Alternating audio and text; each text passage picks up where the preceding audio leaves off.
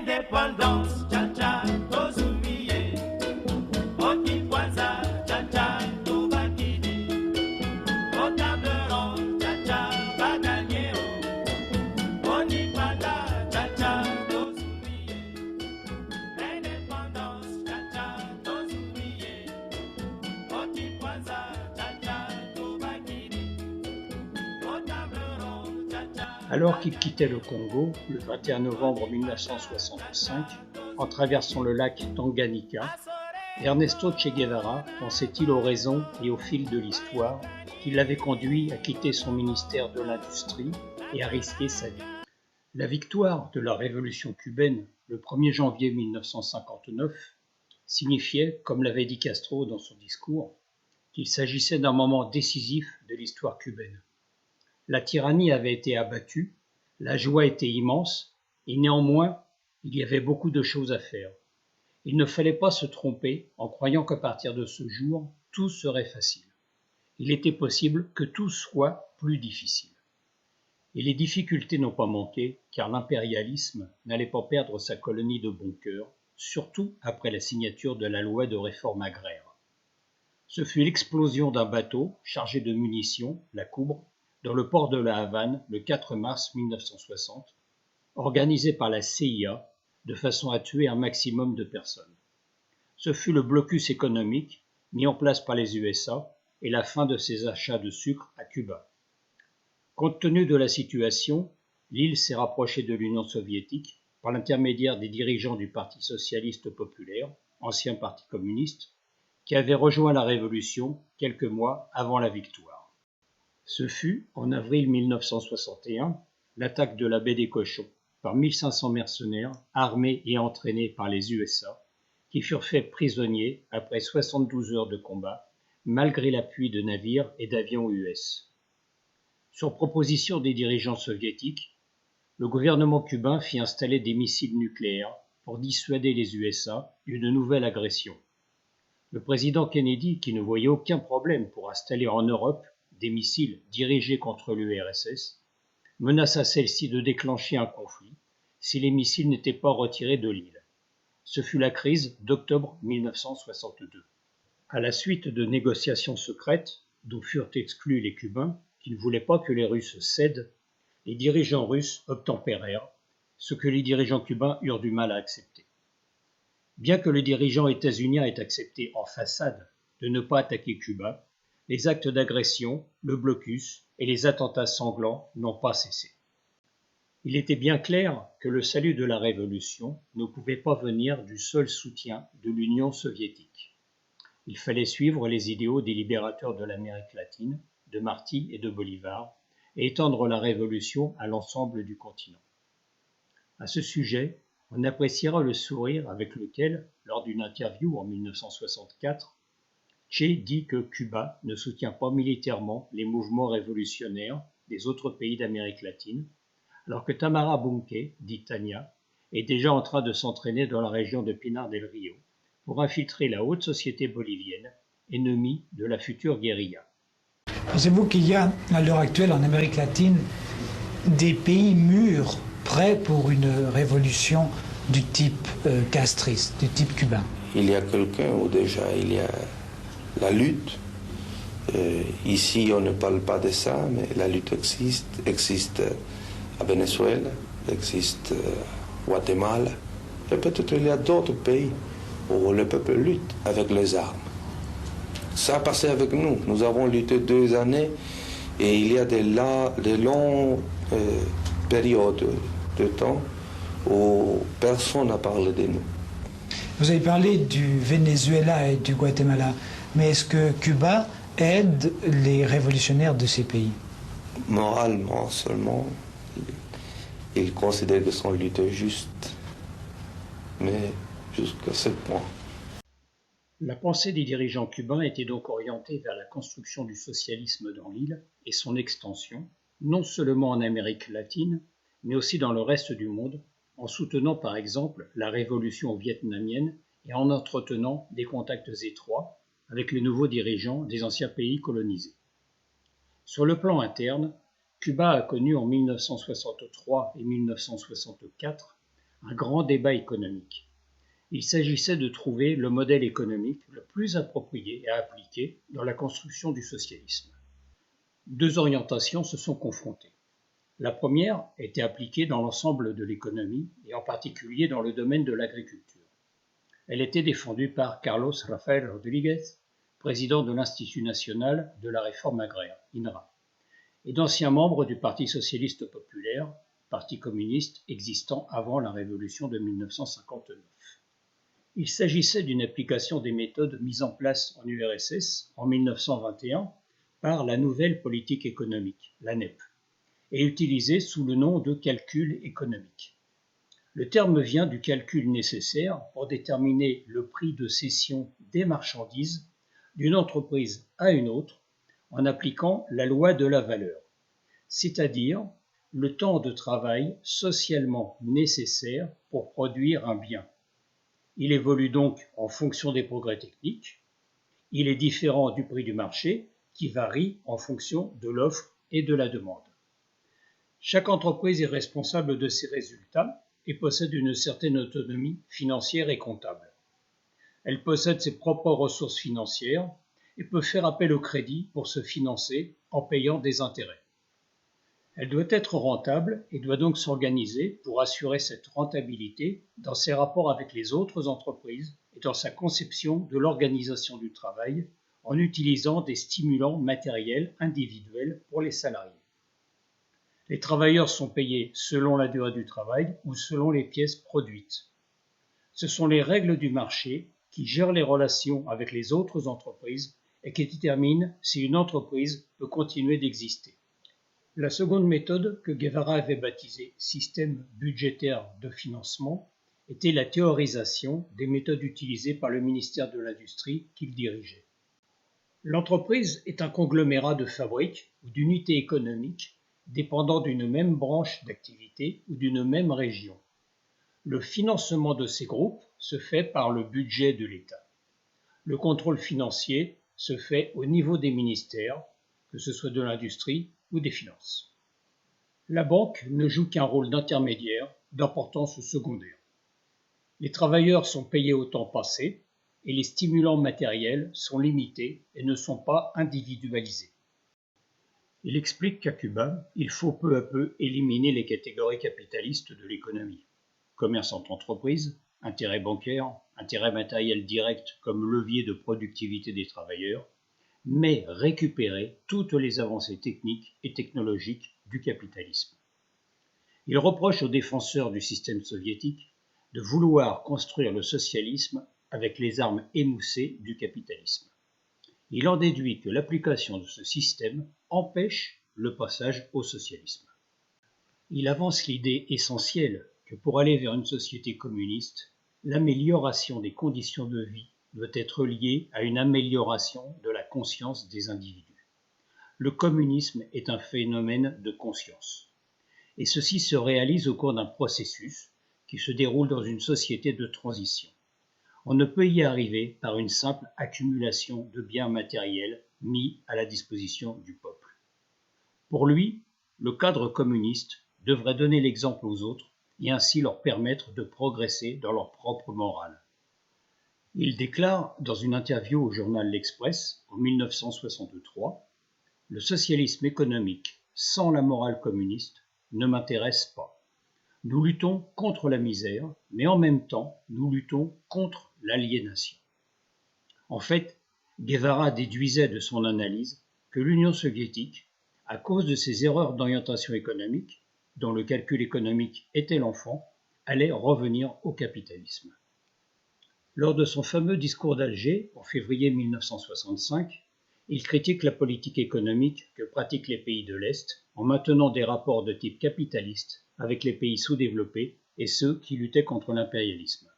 Il précise « Si nous établissons ce type de rapport entre les deux groupes de nations, nous devons convenir que les pays socialistes sont, dans une certaine mesure, complices de l'exploitation impérialiste. » Il ajoute « Les pays socialistes ont le devoir moral de liquider leur complicité tacite avec les pays exploiteurs de l'Ouest. » À son retour à Cuba, Ernesto Guevara et Fidel Castro auront un long entretien. On sait peu de choses de ce que se sont dit les deux hommes. Par contre, les prises de position de l'un et de l'autre, par la suite, permettent de penser qu'ils partageaient la même opinion sur de nombreux points. L'idée de Guevara était que l'aide soviétique ne serait pas immuable. La construction du socialisme, tel qu'il le concevait dans un petit pays comme Cuba, dépendait donc de l'extension de la révolution à d'autres pays du tiers-monde. La décision de partir pour le Congo a certainement été prise entre les deux hommes à ce moment. L'Afrique n'était pas une terre inconnue pour les Cubains, qui aidaient les mouvements de libération sur place depuis 1961. Encore un autre élément montrant l'identité de vue entre les deux hommes. Avant de partir, Che Guevara remet le 26 mars 1965 une longue lettre, 37 pages dactylographiées, à Fidel Castro, où il synthétise ses idées en 4 points. 1. Les erreurs commises par le gouvernement dont il a fait partie concernant la politique économique. 2. Une explication concernant l'objectif de son système budgétaire de financement. 3. Quelle doit être la fonction du futur parti communiste qui va être fondé quelques mois plus tard. 4. Des recommandations d'ordre général. La critique des erreurs est sans concession et il y prend sa part de responsabilité. Dans la partie relative au système budgétaire de financement, il reprend ses critiques concernant le système économique soviétique. Pour lui, l'individu doit se sentir partie prenante de la nouvelle société en construction. Mais il reconnaît qu'il n'a pas su répondre à la façon dont il faudrait impliquer les travailleurs en estimant que c'est son plus grand échec. À l'aube du 1er avril 1965, Ernesto Guevara, accompagné de quelques Cubains, partait pour un long périple pour arriver incognito à Dar es Salaam en Tanzanie le 11. Là, il retrouvait d'autres Cubains. Ensemble, ils allaient traverser le lac Tanganyika et rejoindre le Congo pour renforcer la guérilla qui luttait pour l'indépendance véritable du pays, après que Lumumba, premier ministre de l'indépendance et victime d'un coup d'État, ait été assassiné par les valets du néocolonialisme. Cette aventure tournera mal. Il devra quitter le pays le 21 novembre 1965. Il la racontera dans son livre « Passage de la guerre révolutionnaire » qui commence par cette phrase « Ceci est l'histoire d'un échec ». Il ne rentrera pas directement à Cuba. Il reste 3 mois à l'ambassade de Cuba en Tanzanie et 5 mois à Prague sous une fausse identité pour soigner son asthme. Il prépare son futur séjour en Bolivie et il écrit ses notes critiques sur l'économie politique où il prédit le retour de l'URSS au capitalisme. Il écrit « Notre thèse est que les changements introduits par la nouvelle politique économique, NEP, ont influencé de façon tellement profonde la vie de l'URSS qu'ils ont marqué toute cette période.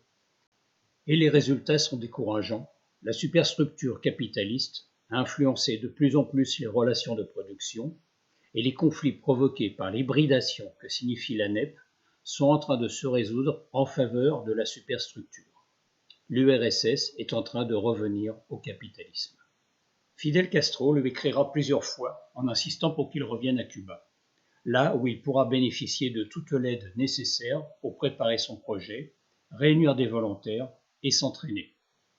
Le choix de la Bolivie était cohérent de par sa situation au milieu du continent sud-américain qui permettait l'extension de la révolution aux pays voisins, surtout l'Argentine. Dès 1964, Cuba y avait déjà envoyé Tamara Bunke, dite Tania, pour infiltrer la haute société bolivienne de façon à recueillir des informations qui seront utiles pour les futures opérations de guérilla. Tania, de famille allemande, est née en Argentine. Elle a rejoint la RDA avec ses parents, puis elle est partie d'elle-même pour aider la révolution cubaine en 1961. À Cuba, elle enseigne, participe à la construction de maisons, travaille au ministère de l'Éducation et a même travaillé à l'ICAP, l'Institut cubain pour l'amitié entre les peuples. Elle communique depuis la Bolivie avec Cuba grâce à un poste de radio dissimulé dans son appartement. L'équipe, réunie par Che Guevara, s'entraîne à San Andrés, de la région de Pinar del Río, où ils reçoivent la visite quasi hebdomadaire de Fidel Castro. Puis, c'est le départ clandestin pour la Bolivie, après avoir vu ses enfants et son épouse Aleida pour la dernière fois. Il est déjà grimé pour ne pas être reconnu. Le 7 novembre, il s'installe avec 24 hommes, dont 9 Boliviens, dans une grande ferme achetée dans le sud-est du pays. L'idée semble d'avoir voulu reproduire ce qui a réussi à Cuba, avec une guérilla agissant depuis la montagne et un soutien dans les villes grâce à des relations politiques et logistiques étroites. Mais l'endroit est mal choisi, dans une zone peu habitée et loin de la frontière argentine. D'autre part, l'attitude du dirigeant du Parti communiste bolivien, Mario Monge, n'aida en rien la guérilla, bien au contraire. Il voulut d'abord en prendre la direction, puis devant la réponse négative de Guevara, il s'adressa aux combattants boliviens présents pour qu'ils abandonnent Guevara. Ceux-ci refusèrent. Il chercha ensuite à empêcher que d'autres jeunes communistes boliviens rejoignent la guérilla. Celle-ci n'avait donc presque pas d'appui dans les villes et les villages. En mars 1967, Tania, qui a été dénoncée, décide de rejoindre les guérilleros. Elle fut la seule combattante du groupe, dont le nombre total de combattants est mal connu. On l'estime entre 50 et 200. La CIA conseillait et dirigeait l'armée bolivienne. Elle disposait de moyens d'information importants et agissait en coordination avec les dictatures du Brésil, de l'Argentine et du Paraguay, ainsi qu'avec les gouvernements chiliens et péruviens. L'armée bolivienne avait réussi à encercler le groupe de combattants fin avril, les obligeant à chercher un chemin vers la montagne. Début août, arrivent 2 agents de la CIA chargés d'aider le gouvernement bolivien contre la guérilla. Le 31 août, l'armée bolivienne tente une embuscade à un groupe de la guérilla qui tentait de traverser une rivière à Vado del Yeso. Plusieurs combattants sont tués, dont Tania. Le groupe de Che Guevara, totalement isolé, continua son chemin dans la montagne en direction de la Higuera. L'encerclement allait croissant jusqu'au dernier combat à la Quebrada del Churro, où le Che fut blessé et fait prisonnier le 8 octobre. Il fut enfermé à l'école de la Higuera et assassiné au matin du jour suivant, sur ordre de la CIA. Seuls 5 guérilleros réussirent à s'échapper.